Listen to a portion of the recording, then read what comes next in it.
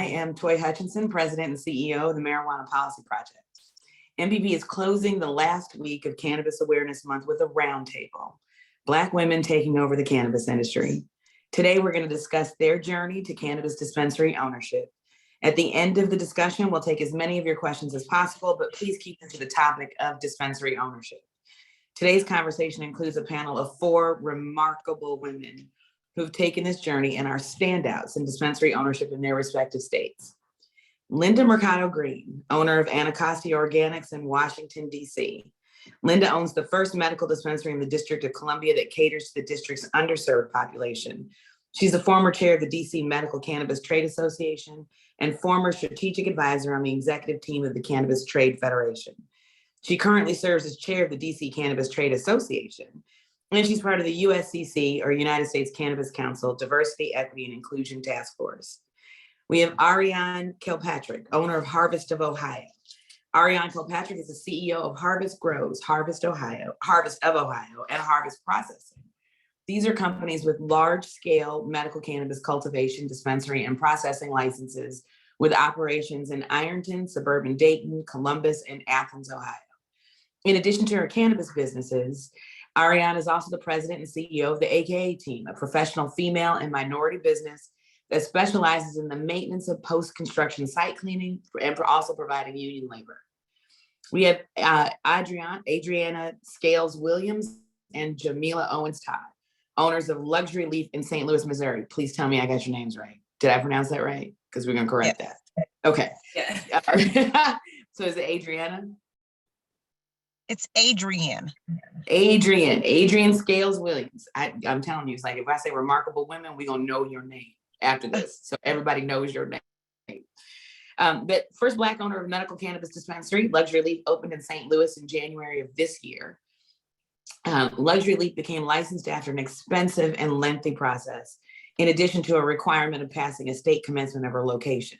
Scales-Williams is also the owner of St. Louis Document Imaging Systems of St. Louis Incorporated. This company was number 23 on the St. Louis Business Journal's list of largest minority-owned businesses in 2020. Jamila Owens-Todd is the right hand of Adrienne Scales-Williams. Owens-Todd is a naturopathic doctor who's dedicated her life to supporting healing. A former chemist working within the pharmaceutical industry for government and private employers, she's presented on such topics as neuroplasticity and neurological health, the endocannabinoid system, and neuroprotective plants, the treatment of breast cancer with cannabis, and overall medical cannabis science on the global stage. Jamila has blended her own herbal formulas for patients for more than 10 years and has formulated her own hemp CBD tinctures using high-quality Colorado-grown hemp. She also provides patient education on cannabis safety, dosing, and use, and is an adjunct professor at St. Louis University's Professional Studies program in cannabis pharmacology. Like I said, 4 remarkable women. So we're going to talk right now. Let's go around the table and talk about your personal stories. Like, why cannabis ownership? How'd you get into the business? And let's start with Linda. So thank you so much. I'm so honored to be here and to meet new friends and see old friends again. Why the cannabis industry? Why the cannabis business? And I think that I'm just going to be totally honest. I have been public relations, public affairs. The Linda Greene Group I've had for 20 some years and it's still open. And I was just getting really bored with that business and trying to think of what else I could do. When I turned 60, some friends and I were at dinner and was told that Washington, D.C. had legalized medical cannabis. And we were totally shocked that we did not know it because we consider ourselves political insiders. And decided to look into the business, and the next month formed a company. And then I just became very intrigued by the data and lack of data of minorities who had licenses in my city, where they were located, what communities did they serve, and decided that I was going to put all my time and energy in pursuing a license. And so that was like 2013, 2014. Obviously, I had to get the laws changed in DC to reopen the application process. to allow at least one medical marijuana dispensary in Ward 7 or 8, which are the most underserved communities in the city. And I actually reside in Ward 8. So I was successful at that, and I got the process reopened. And of course, I was competing with all the MSOs across the country and everywhere. So I went back to the city because I had told them that they had unintentionally discriminated against women, minorities, and longtime residents of Washington, D.C. So I went back and I said, I'm competing against all these people. How am I going to win? What are my chances? You know, that's going to be really hard to do. And so DC has a program called the Disadvantaged Small Local Business Development Program, and a subset of that is a certified business enterprise. So I've always gotten my companies CBE certified as soon as I incorporate them. And so we were allowed, the city allowed extra points for a CBE company. And of course, I was the only one. But at the same time, I had a very strong application. I didn't know what to do about the application and FOIA, the previous applications, the previous winners, and tracked down the attorney that had won more licenses than anyone else. So that was part of my journey. But then in being in the community I live in, with a lot of churches, a lot of street activity, drug street activity and all that, getting the community support behind me was my main focus, because I knew if I got my community behind me, that's all I needed. So that is my journey. It did not turn out, it was not, I didn't expect it to be where it is now, to be totally honest. But it's become my life. And it's just a joy to be able to bring quality, lab tested, inspected medications to my community. Thank you for that. Let's go to Ariane. Hi, thank you so much for having me and having the good idea to have this, because it has been a journey. It's been a journey for all of us.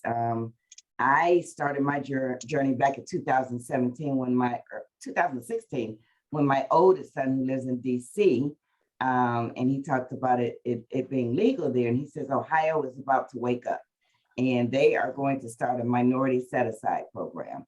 And I laughed at him and said, oh, my poor baby's so naive, because this minority set-aside program is not going to work. It's not going to happen.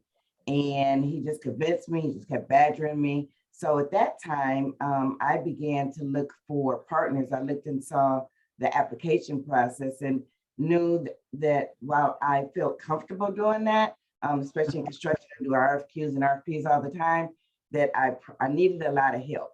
At that time, I couldn't afford an attorney, and I looked for some MSOs, multi-state operators that had some of the same morals and vision that I had. And so I looked at 3 of them. And so I reached out to Harvest, and in turn, they also reached out to me, because like Linda said, they had certain points for minorities and for women to participate, which can be a great thing or it can be a bad thing, because people tend to take advantage of that, and it's not really true diversity and inclusion that happens. Or real true diversity and ownership that happens, right? And ownership, exactly. Yeah. And so we won. And on November 30th, 2017, and because I know the dynamics of where we live, the first lawsuits came against us December 2nd. So just 2 days after we won against us in the state of Ohio for the minority set-aside program. And it was pretty much horrific. Been in court all the time, being questioned, so many different legal obstacles and hurdles that I had to go through. And we did not get open until last year. How long from the beginning to when you got open? 3 years, 6 months, and 21 days. And that was for the first thing we opened was our cultivation site. And then our first stores, Columbus, and then Beaver Creek. No, Columbus, then Athens, then Beaver Creek. And then just last week, just last week received our processing. So I am the only Black and minority and female that's vertically integrated in the state of Ohio, holding all 3 licenses. Mhm. Thank you. Thank you for that story. Sorry I interrupted with some questions. I'm just fascinated by it.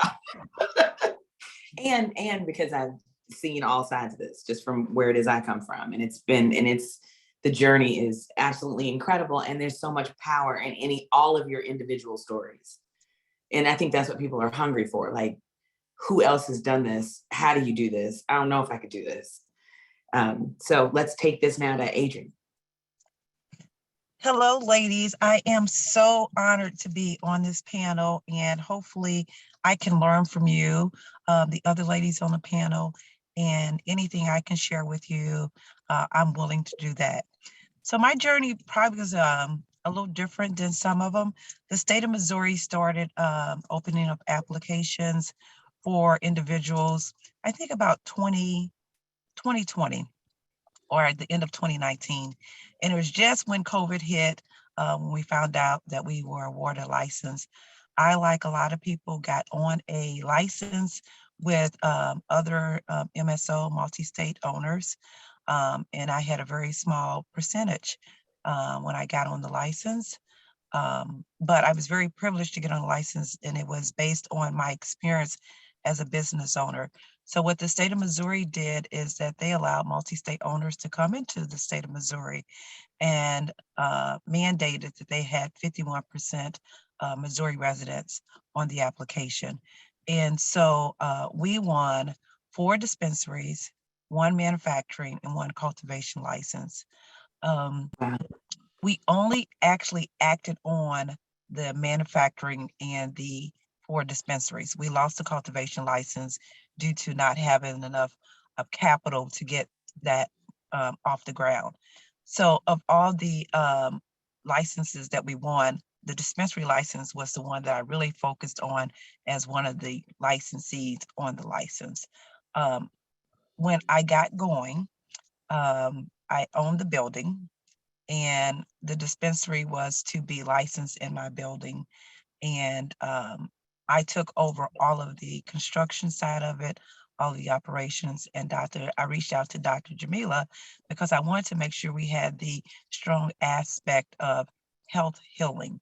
And so she and I went through the commencement process, which was very grueling because they were asking for every I to be dotted, every T to be crossed, make sure the security was in compliance, making sure that everything that you can think of that would be in the best interest of the patient, that we had all those things in compliance. So we basically started the journey of completing the commencement with the state of Missouri. We became operation in January. My story before that, how I got actually into cannabis, is more of a personal side of it. I tell the same story, is that my mother was diagnosed in 2016 with pancreas cancer, and there was no avenues, or there was no way to get cannabis legally in the state of Missouri to help relieve my mom from some of the pain. So I went through that with my mom, and then I turned around and went through the same thing with my fur baby. And he also had cancer, and I couldn't find a vet to help teach me how to dose him properly, even with just CBD. So mine is more of a personal journey. I wanted to make sure that no one that shared my same type of story had a problem getting cannabis.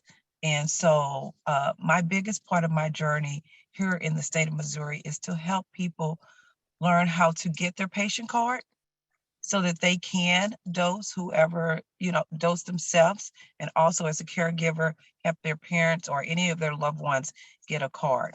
My other part of my personal journey is to help the young Black men that's being locked up for having cannabis for a nonviolent crime, is to help them understand how to get their patient card.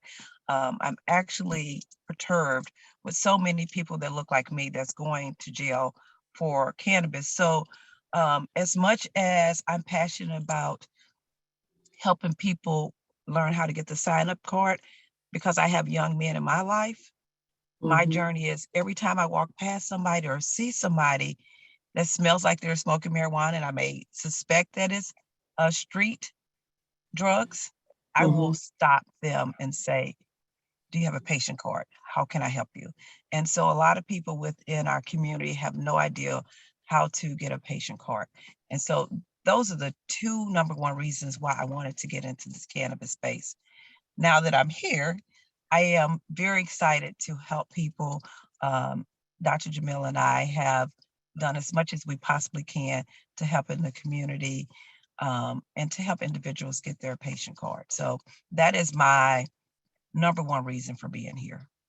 Oh, thank you for sharing that. It reminds me, I too have a person. My grandfather had lung cancer and was diabetic and couldn't tolerate the nausea medication that they wanted to give him, which is also ironic that we can have pharmaceutical companies licensed to create Marisol and way more problematic than the natural plant itself.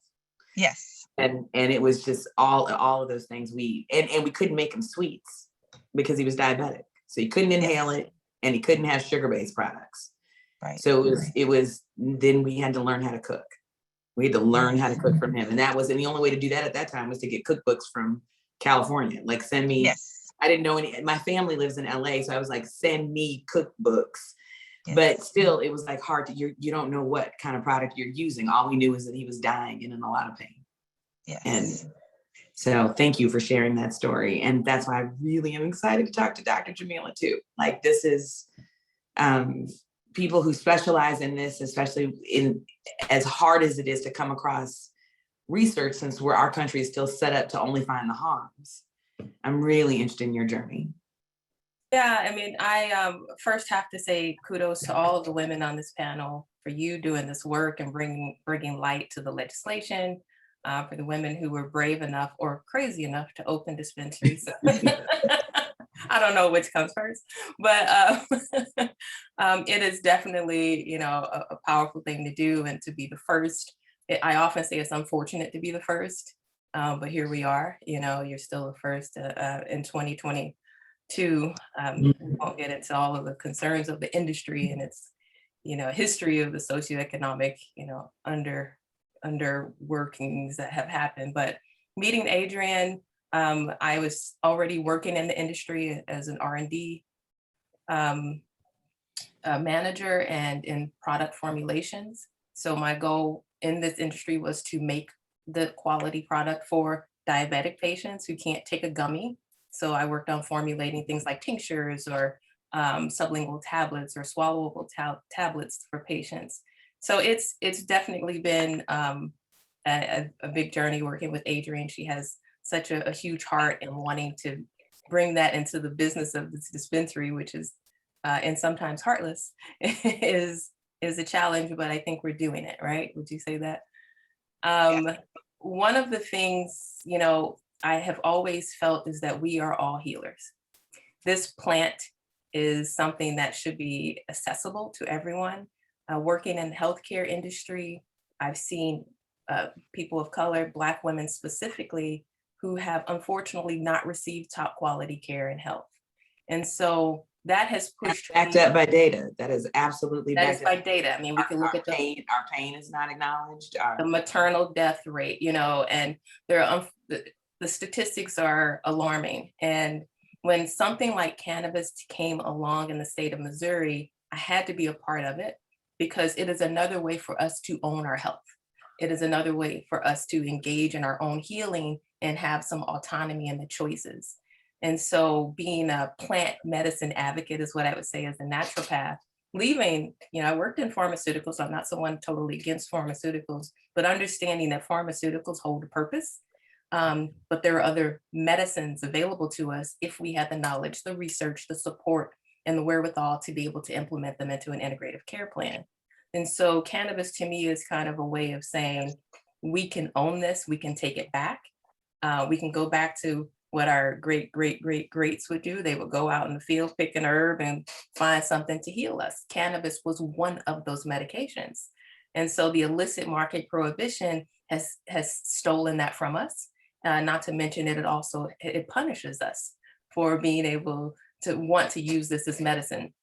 I mean, a lot of us have suffered from anxiety and found relief in cannabis, but then there's the stigma, there's the illegality, there's so many barriers to using this as the medicine as it should. So in 2015, I started working with, at that time, Missouri was legal for CBD hemp. I started using that with patients for epilepsy, seizure disorders, and then moved into the legal market, and the law passed in 2018, started to be implemented in 2019, dispensaries opening in 2020, and it was just full access medicine. So I'm really there to say, let's own our medicine, let's take it back. And then taking back our medicine and options to healing, we're also taking back the societal stigma. Unfortunately, the horrible rates of incarceration that is attached to Black and brown people, we are now finding ways to fight that. Missouri has a up and coming law where expungement is on the bill. So seeing that across the country, where expungement of past cannabis offenses, I would say, are being an option for the new laws, I think is really important. So I'm excited always to talk about this, because it's, again, one plant of many, but it's a powerful plant. And I think it's something that we could really build healing. We could build generational wealth, as well as just opening the eyes to everyone as to options in our healing. I love that. I just had a fascinating conversation with a woman who really represents most indigenous tribes and tribal locations. Mm-hmm. And she used a phrase that I thought of when you were just talking right now, but it was, she said, for us, this is the reclamation of our own plant medicine. This is not new to us. We've known this for millennia. And that is the thing. It's like, what would your mother, grandmother, great grandmother have done in those things? And it's this whole journey and path. Now, this is one of the things I wanted to ask you guys. Largely, there's a movement. The movement started early with just free the plant. Like, we're gonna set this thing free. And I think there were a lot of people who thought that once we did that, that all the other bad things that came along with it would go away as well. We're not there yet. Like, even in legal states, you can still lose your job, your house, your career, all those things. In the process now, the equity movement has grown to say, look, you don't get racial justice without economic justice. So how do Black and brown people get into this business? So we have a lot of folks fighting for Black and brown people to get into this business. But you all exist. You are in this business. Talk to us a little bit about what it's like to actually run it on a regular basis in this weird conflict of law, regulatory systems that are still largely new, in a highly regulated space that still has to deal with hypocrisy and stigma. You got to run a business every single day. Talk to us about what it's like on that side of it. Because what I want to get out there too is for the people who are talking about, the industry as a whole. And lots of times there's negative connotations about the big part of the industry. You are a part of the industry. So share your stories, just what a regular business day is like, what some of those challenges are, how you talk to policymakers and those other things to make things easier or not. Just what's it like every day? So, Okay, so I'll start with that. go ahead. Go on, Ariane. Go on. Yeah. Go on. I defer to you. Okay. So for me, economic empowerment in this business was very, very, very important for me. We have all heard that $1 circulates in the Black community, 6 hours, in other communities is 20 days. So we're really intentional about who we spend our money with as far as our vendors and with our workforce, with our employees. Our executive leadership team is 92% Black, 92%. That's very intentional. We are at 62% women. So to be able to put us in a position of power to make choices that are able to change people's lives. Jamila said, talked about the wealth, changing the wealth. 36% of Black folks are at zero net wealth. Even as a business owner, when I have a construction business and starting my marijuana business, I was at zero. When I did my personal financial statement, I really was probably a negative, but nobody cared about the negative, but I was at big zero. So not allowing us to be in this arena is still holding us and shackling us. You talked about the shackles starting earlier. That was Anslinger. I mean, this was something that was benefiting us, But that dude really said in his documentation, reefer makes darkies think they are as good as white people. Yep.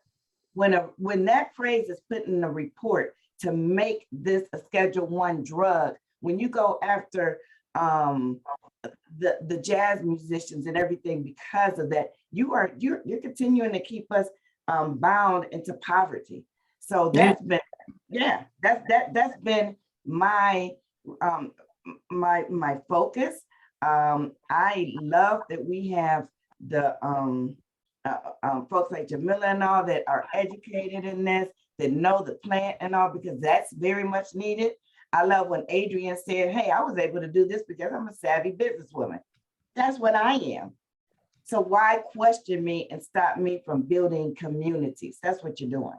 So I'll give somebody else a chance to go further because I could go on all day. We all could. This could actually be a 3-hour. We could do this. And we'll do it again too, by the way. We'll do it again. Linda, go ahead. Yeah, so I just want to say that, having been in multiple businesses, this business is so different than anything I ever been in, and it's so much harder. First of all, the compliance issues that we have to have. So every day, I have to have armed security, which is very costly. I can't enter my own building, without security. The staff still has to have background checks, even though it is now up to the owners to hire or not hire based on that. It's a lot of training because I made a commitment to the city that I would hire from my community and teach them and train them this industry. Because as you travel around the country, you're not gonna see anybody working as a trimmer or anything in this industry that has any type of color on their skin. So Around the world. Around the world, yeah. I mean, if you're a Caucasian, you can walk in the door and get hired right then and there. But I've seen this over and over and over again. And DC is a small market. We only have 7 licensed dispensaries and 8 licensed cultivators. So we're really small, and Congress, because we're not a state, Congress has stopped us from enacting legalization with the Harris rider. And that is something that could go away if President Biden decided, to just remove it from our budget. We've just not been successful in that, but we're fighting on it. That's why it's so important for DC to be a state. If we were a state, we could control our own destiny. But just the compliance and stuff alone, with our market being so small, because we are the nation's capital and because we get so many tourists in the city in normal times, which is back right now, we typically get like 24 to 25 million tourists a year in DC who may have medical cards but have to leave their medication at home because you can't cross state lines, right? So I got the city to allow us to accept medical cards from any state or from any patient that has a valid state card in the US and in the US territory. That has helped keep us alive, because that illicit market has really it's taken its toll on us. Last year, New Frontier Data estimated that the illicit market in DC did 600 million in revenue, and the legal market only did 35 million. It's so that our city puts so many barriers for people to get a medical card that we've been fighting that. And when they can, and the illicit market is flourishing because you just walk in and get what you want, even though you don't know what you're getting. And you don't know how safe it is. And they've already committed federal violations by having to ship from other places. So we were successful a couple of weeks ago to get the city to allow anyone 65 and over to be able to self-attest that they need medical cannabis. Because when you reach a certain age, you're going to have aches and pains, knees, arthritis, bursitis. You're going to have some issues, just the aging process. So if you could go to CVS or Walgreens and get over-the-counter medication or that type of thing without a prescription, you should be able to come to your medical cannabis dispensary and do that. Of course, we do refer and insist that patients who have like heart problems or things like that do get a medical referral and guidance from a medical cannabis physician. And so right now we are trying to get 21 and over self-attest. But every day it is a challenge. Everybody staffing is a challenge. Everybody wants to work in the market until they get in the market and find the learning curve of learning everything about this plant, the benefits of the various types of plants for various types of things, and the long hours. We have long hours in retail. And so it's always a revolving door, but at the same time, the rewards outweigh my problems because my community is getting what they need and they come in and thank me. So it's not a regular business at all. For those listening who might be outside of the DC area, what Linda is referring to as the Harris Rider is done by Congressman Harris of Maryland, doesn't represent DC, in direct opposition to what the will of the voters have been. And for anyone who decries the safety or how you build communities or any of those things, the Harris Rider continually stops DC from creating a regulatory environment. So it's amazing to me that the status quo right now is 600 million versus 35 million, and still an abject block from someone who doesn't even represent the area from creating a system that would actually be a boon to the city. I mean, you're talking millions of dollars. It's a very big growth thing, but it's another example. I'm glad you brought up. That's why. And his state has medical cannabis, and his state is going recreational, but he's still stopping us from doing it. Wow. Yes. Also not exactly what the campaign promises were. So it is the thing. So can anybody talk a little bit about, the regulatory costs? Some of you touched on that. The regulatory costs are high. So are the tax issues, 280 exemptions, and the banking situation. How is that impacting? I'm going to toss this to Adrienne because, and we'll follow up with this. Like, I've actually been with Linda multiple times, so I know exactly what she would say. So I just want to hear from other parts of the country too. So it would seem that the combination of the regulatory costs that you have to go through, the licensure process itself, and then the 280E situation, you can't write anything off. How does that impact your ability to grow, expand, operate, hire, any of those things? So first of all, I need Linda to move to St. Louis, Missouri, since she has a way of moving regulators and getting things done. I am amazed that she was able to get individuals that need medicine from one state to another state. It's kind of a catch-22. You can't cross state lines with your medicine, your cannabis medicine, but yet when you go to another state, you can't purchase it. I have so many people who are in Missouri who would like to purchase from me, but they can't, Right. because they don't have a Missouri license. So, but I'm watching other states, like for example, my sister resides in Memphis, but they can still go to Arkansas, and it's not legal in Memphis yet, but yet they can travel to Arkansas and purchase products. The same thing here in Missouri.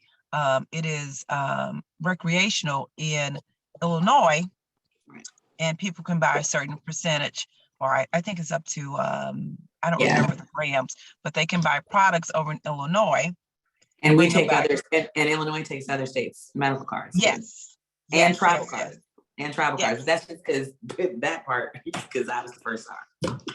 Okay. So Missouri has not started allowing us to take other states' medical marijuana card. And I wish that Linda would I'm gonna have a phone call with her because I would like to be an advocate.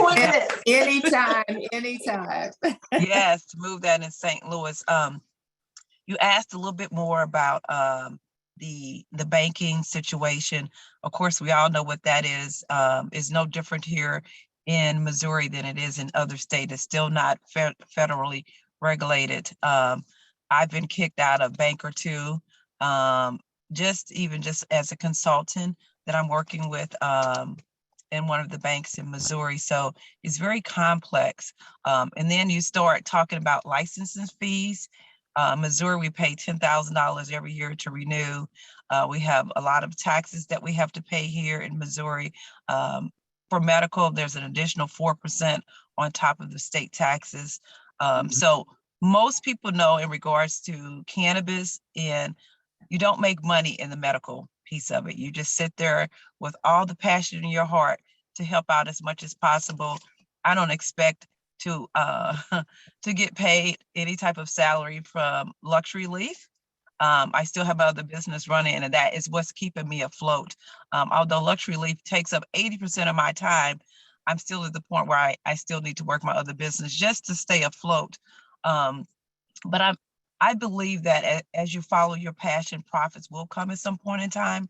And I'm okay with that, because if 1 or 2 people walk out of my dispensary and say, you helped me, I'm no longer in pain.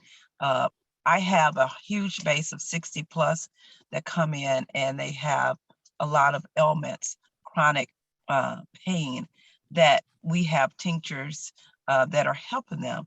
So in regards to the money and raising capital and being in the bank situation, that's not a very positive right now. And I'm okay with that, because I eventually believe that it will come, but it's hard. Yeah, it's hard. And that's why I wanted to have a section on this that would be honest about it. There are a lot of people who want to get into this space. There are a lot of dreams wrapped up in wanting to get into this space. And so those of you that are in this space doing this, really, there's just so many folks that are hungry to find out what it's actually like, and whether or not what they will need to have in place to do this, and that it's not going to be the green rush right away. It's just, we're not there yet. And there's so many other hurdles. I wanted to have a section where you all could pour into the listeners about what it really is like. So tell me this. What's been the most, we talked about challenges, we talked about the journey. What's been the most rewarding part of being in this industry for all of you? For me, Improve the quality of life of American citizens. I mean, it's visible. When I first opened, I had patients come in wheelchairs and come back about 3 months later, and they said, "Oh, you don't recognize me, huh?" And I'm like, "Who is this?" And they're walking, but they're walking with a cane. And I've seen so many instances of that. I've seen so many terminal patients who have their lives and the quality of their life have been extended. Even pediatric patients and everything. So I'm really thought I was going to make a lot of money in this industry. I'm not making a dime. Adrienne, you're not I'm not making a dime. And I give a lot of discounts to my community. I give veterans discounts, subsidized patients who are on Medicare and Medicaid, since we can't take that, they get huge discounts. I give discounts for pretty much everything. And then I have promotional discounts on top of that, because I'm trying to get them in the habit of getting medical cannabis from a licensed medical dispensary. So that is absolutely my joy. But I do want to make some money. I want to enjoy life. But the rewards outweigh that. So wow, as Black women, we make so many sacrifices. And I just want to say, it is all right for us to make money. I have been poor. I started my business with 17 cents, but these MSOs and these big companies and these big white-owned companies, believe me when I tell you, they are making money. So that is structure that we need to set, because if we don't make money, we can't help others make money to be able to get that money. So, but aren't we a sacrificing woman? I just had to say that. But this really just touched me. It's 2 things. And I'll go patients last, because I had to talk about my business as far as it being family owned and operated. That has been so remarkable. My sister had left her corporate jobs and educational jobs. She's been a leader for many years to run our company. And she is our COO, and she put together a harvest business system, our 5 Ps about profit, passion. We meet constantly a week. We're building teams, we're building leadership. So I'm putting people in opportunities they never saw. I had one young gentleman tell me, wow, I cannot believe that I moved to Ironton, the most southern city in Ohio, to grow marijuana when I could have been selling it here on the streets, which I was going to do in part-time. I changed the trajectory of his life. And that means so much to me. So I had to say that, but for the patients. And when I'm in the stores, and I just recently met a woman who just finished her breast cancer, just rang her bell and was on a trip. And I was there for the 420 holidays.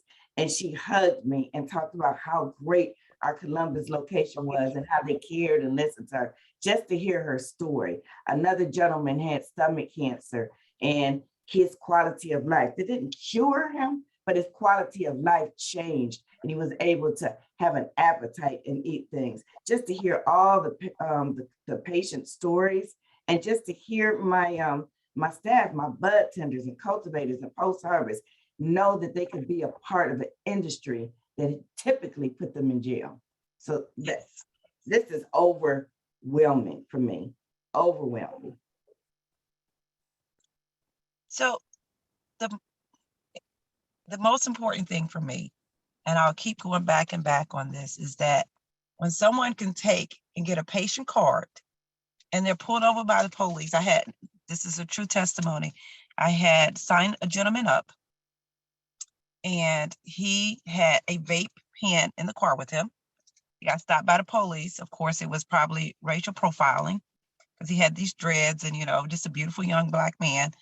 And he just pulled over to the police and said, I have my patient card. And the police couldn't say anything because he said he felt so comfortable knowing when those red lights went on behind him that he was in good shape. So for me, just to stop individuals for going to jail to get a patient card. And the other thing is that in the Black market here in Missouri, we had about 6 people that had got a hold of some marijuana that had fentanyl. All of them are in grades right now, right? So when people come into our dispensary, we're able to say it's tested. And you ask people, oh, are you a sativa or indica? What's the THC? They have no idea what they're getting in the street. So just to educate people with me and Dr. Jamila, talking to people about the different ways to consume cannabis, people have no idea. The only thing they think you can do is smoke it and inhale it. And so the educational piece of it and stopping individuals from going to jail is I will go to my grave very happy. I'll say that. I would like to say one quick thing. I know we talked about like this business and sharing information with others, and I've had the opportunity to work as a consultant with other businesses. And I say this to everyone that this cannabis industry is very new. It's a new industry. People are still figuring it out. And then you take your specific business, it's a brand new business, and you have to treat it and nurture it as such. So you hop in thinking I'm going to make all of this money, but most businesses, you do your pro forma, your financials, you're looking at a 3-year, time period before you make a profit. That's pretty standard.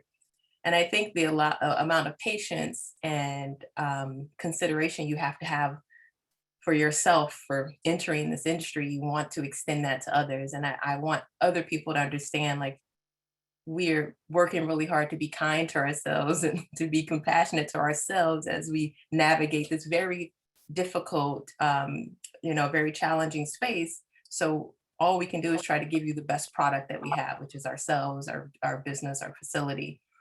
So I ask patients to have that same consideration and care, knowing that this is very new. We're all doing our best, and we wouldn't really be here if we didn't believe in the medicine that this plant could provide. I understand there are folks out there who are just for money, but as Ariane mentioned, we're often over sacrificing. Women are nurturers by nature, not to get into the gender roles of what that means, but that is an innate component of us. So to be in the healing field, you do take this on very differently from another industry.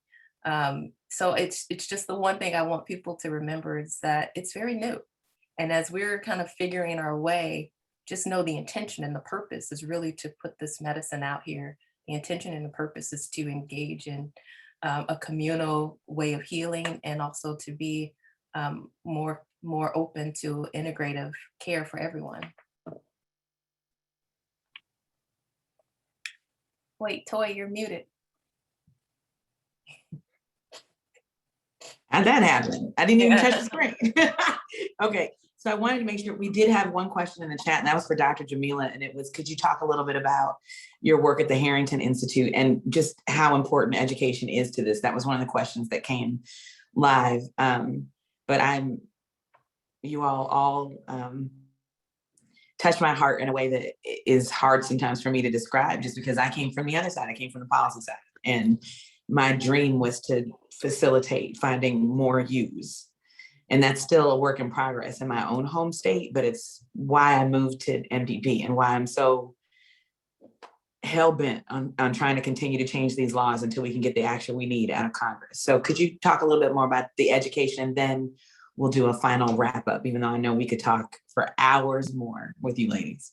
Yeah, sure. And I'm glad you said that, because I think many of us come into this industry with many kind of goals, and then we end up wearing many more hats. Like you come in to have a facility, a dispensary, and then you find that you're a counselor, you're a therapist, you're a doctor, you engage with patients, and you're giving a lot more than you would have considered. So we do wear many hats in this industry. And as I said earlier, which I stand by, I do believe we're all healers. And that shows up in many ways, healing the country with policy, healing the business world by being a compassionate business owner.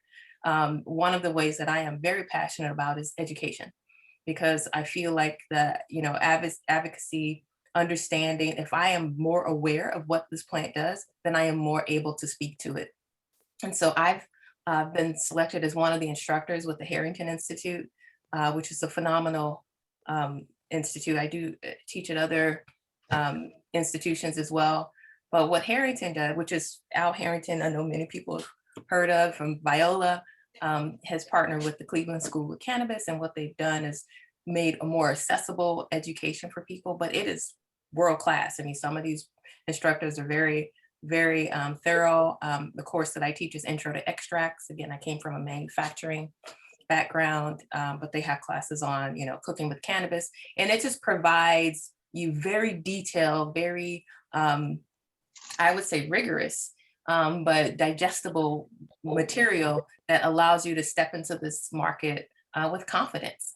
And so one of the things is that I found that people of color, I learned so much from my folks in this industry. So it's like we all have these different levels of education, but how do we consolidate it to keep it professional so that we can all communicate on the same level? Harrington does a great job at providing that. Wonderful. I got a call, Al. If I can go see. I think we need to do one of these little round tables there. That'd be so amazing. Okay, we have just a few minutes left, and so let's close with this. What's some advice that you would give to someone wanting to get into this space? What do you wish someone would have told you before you decided I'm doing this? What's a piece of advice you can give to someone who eventually wants to be you one day? I would take this one on. I wish I'd known what I know now.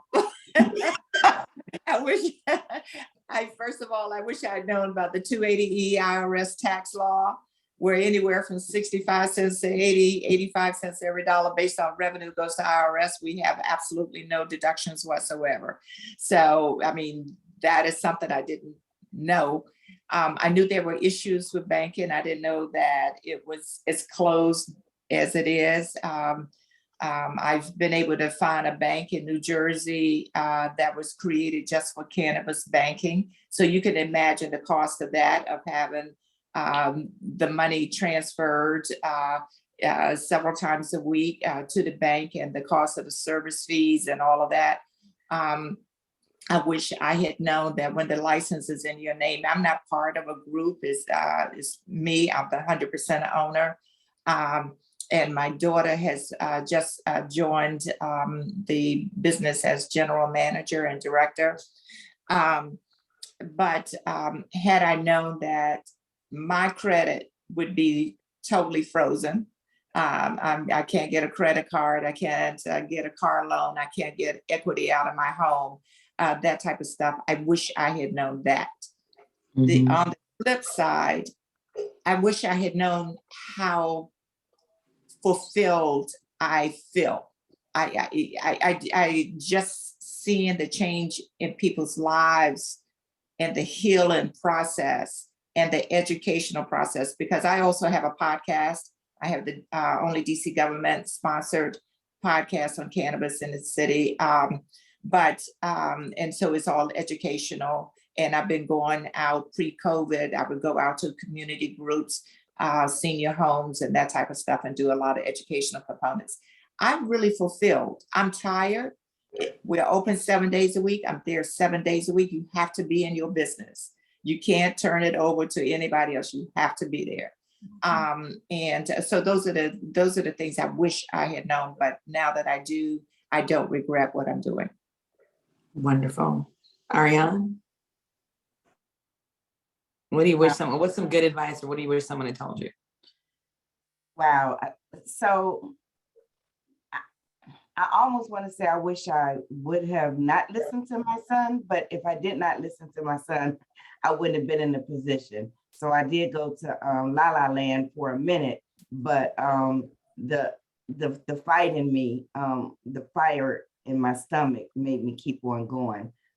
Despite them writing the N-word on my building, despite them charging me exorbitant fees just because of the color of my skin and finding me and thinking I was fraudulent. I knew that the choices that I made, because I wanted to make sure I wasn't a sellout to the community, and partnering with this MSO, I owe $20 million to them. I would not have been able to facilitate because I'm not in their country clubs. I'm not on the golf course. I'm not in the men's groups. So I had to find a way to facilitate to do that so that I can be able to financially be in charge and operate my company, to make sure that I protected my family from all the pain that I went through for 3.5 years in court. So that was the part that hurt sometimes, because my family, my sons, both my sons, who CFO and CSO of the company, would see me cry. And I hated that they saw me go through this pain. Especially my oldest son got so angry because he worked with my partners. My youngest son was like, this is just a farce. But I was able to change that narrative so that they're part of this company and could believe. So I had to keep on fighting. That was tearful and hard. So I hate that they had to see it. That is the one thing that I really would like to change, but guess what? I did. But imagine the lesson that is, because all the ways we fight and all the ways we keep doing it. Imagine what that is. I said about the kids. There ain't nothing more powerful than a mama that doesn't stop drinking. Nothing more powerful than that. Don't mess with my kids. Don't mess with my family. I hear you. I hear you. Adrienne, what about you? What do you wish someone would have told you? I wish someone would have told me the same things that Linda said in regards to banking, in regards to getting money. I've always been a person that had very good credit score, all the things that come with being a business owner, because it's never about the business credit. It's all about your personal credit score and how you go about your life. I've never had to worry about some things. I also am in the construction industry. And so how I go about my business on the construction side of getting money, obtaining money, it's totally different than what you have to do with the cannabis space. You're charged so many different fees just to open up a bank account, $2,500. Who does that? So there's so many things that come with owning a dispensary, being in the cannabis space, that you have to pay a lot more. And here's the thing I know everybody will identify with. If you mention the word cannabis, that you're in a cannabis business, I promise you, everything seems to go up 50% because they assume you have so much money, right? So for a POS system, I'm paying a whole lot more, right? Just to do certain things that normal business do. When they find out that you're in the cannabis space, they mark it up. So I just tell people it's a retail space. You got to stop using that word that, oh, this is a cannabis company, because people see dollar signs, right? And there's probably $1 dollar signs with the MOS companies, But with a small individual business like ours, we don't have the cannabis money that they want to mark up 25, 50%. So that's probably the biggest thing I'm finding, that you can't even say what type of business you're in because people want to just tax you. And that's the one thing I didn't know. You can't even say, okay, I have a cannabis business, because they want to tax you. So that's one thing I didn't know. That's the difference. Is people say the industry, but don't understand that you are also the industry. They see the big guys, but they don't understand that you exist. And so it's another reason why I want to keep doing these kinds of things. Thank you for that. Dr. Jamila, you got the last shot on this question, and I'll close us out. Yeah, I'll keep it brief. I think what Adrienne is saying and what you just mentioned is what people say the industry, we really need to back up and just take the individual approach, and your dispensaries, as you all are finding, you can't run like someone else, and that, dispensaries all there's no blueprint, so to speak. And I think people are wanting to create this blueprint. You're going to have to do what works for you, what makes sense to you, take your business skills and background and apply it to your individual facility. And be okay with that, because folks will always come in and try to tell you what you should be doing and what this should look like. And then you have to assess, what is it that I'm able to do to keep my sanity and keep myself whole, and be able to do this in the way that I want to. And I feel like you'll be more balanced, understanding that this is how I'm able to show up, and that's okay. It's wonderful. Well, you guys, this was an incredible hour to spend with some incredible women, and I am thoroughly grateful on behalf of my whole organization, MPP, that you agreed to do this morning. We hope to do many more of these. We would like this to be evergreen. It'll live on our website, and I think probably on YouTube. But we are going to continue having conversations like this so that we can start really just talking to people and letting people know exactly what this is. I'm just going to leave with a little quote that I think is apropos to all of you. This came from Amal Clooney. It was just in Time magazine, and I posted it yesterday, but it was, to young women, I would say, reach for the stars and believe in yourselves, and know that the only thing you can regret is not trying. A lot of success comes down to hard work and luck, but it's also down to having the courage to go for it. Even if you don't know if you can do it, even if you've never done it before, even if you don't know anyone who's done it, just shift your thinking from why me to why not me. So thank you, everybody. I'm Toy Hutchinson from the Marijuana Policy Project. You have just learned a little bit more from 4 incredible business owners. So thank you very much to Linda Mercado Greene, to Ariane Kirkpatrick, to Adrienne Scales-Williams and Dr. Jamila Owens-Todd. I'm looking down to make sure I don't mess up any of these names, especially since you're all my new best friends. But again, thank you so much for being with us, and I can't wait to see you guys in person for hugs in person. Thank you, guys. Enjoy the rest of your day.